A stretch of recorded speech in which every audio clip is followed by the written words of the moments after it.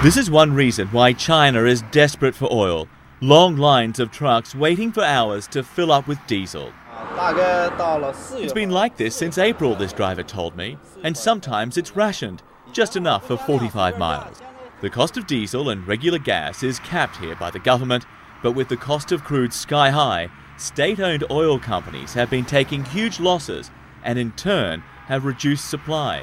Today, the government raised the cost of gasoline by almost 20%, but China, the world's second biggest consumer of oil, needs more, a lot more, and is looking everywhere, including America's backyard. For Venezuela's president, Hugo Chavez, China is a way out of an unhappy relationship with the US.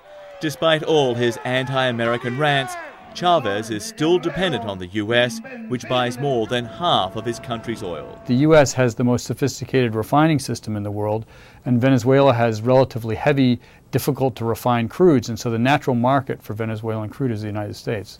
But last month, Venezuela and China agreed to build a refinery in southern China to specifically process Venezuela's heavy oil, part of a plan to dramatically increase oil exports to China from 80,000 barrels per day to 1 million barrels per day within 3 years, about the same amount of crude sold to the US.